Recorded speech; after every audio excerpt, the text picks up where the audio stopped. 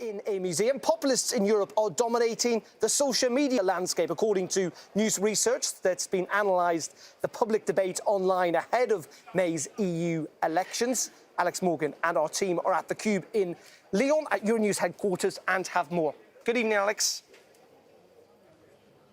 Hello to you, Darren. Yes, a small group, a very small group, flooding social media ahead of the EU elections. Now, the implication of that claim, of course, is clear. It's the idea of hijacking the online debate to try and win or secure your vote. So where's all this come from? Well, it's research by the big data analytics firm Alto Analytics. They examined data across a one-month period, which ended on the 20th of January. So still a bit ahead of the actual European elections. But from that period, look at some of their main findings. Let's just bring up what we've broken down here in the Cube.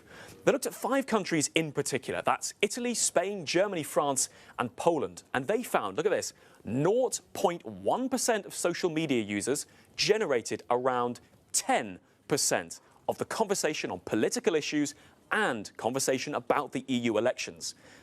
0.1%, around 10%. How such a tiny group was able to amplify their voices, you can see, is a question people are asking. These are being called hyper users. That means some of them posting hundreds of pieces of content a day, backed up then by bots. That's automated accounts which reshare this information.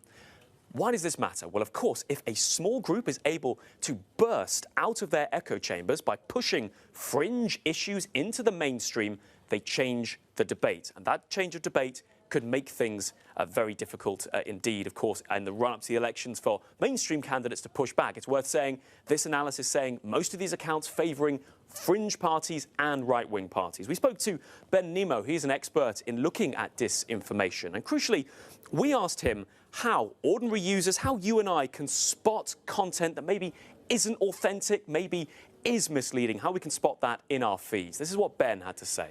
The other thing to watch out for is really, really emotional content. If there's a story out there which makes you feel very angry or very scared, then the first thing to do is step back and say, well, why is somebody trying to make me angry or scared? And the answer is normally because when you're angry or scared, you're much easier to manipulate. So it's really just be careful of the hyper emotive language, because that's generally where you see the disinformation actors are trying to work. So the idea here, a small group trying to manipulate the wider conversation and, by extension, you and I. Ben's advice there, be careful. Also saying, check multiple social media accounts, because if something's trending on one, it may not be trending on another platform. So if the hyper users are pushing something into the mainstream on one platform, Ben also advises you check elsewhere. But do stay with us in the Cube. Throughout the EU elections, we'll be fighting the disinformation and letting you know what you can trust all the way through, Darren. Alex, thank you very much indeed. Alex Morgan for us there at Euronews headquarters. Jennifer, this is going to be a big and continuing issue over, what, the next 50 days or so?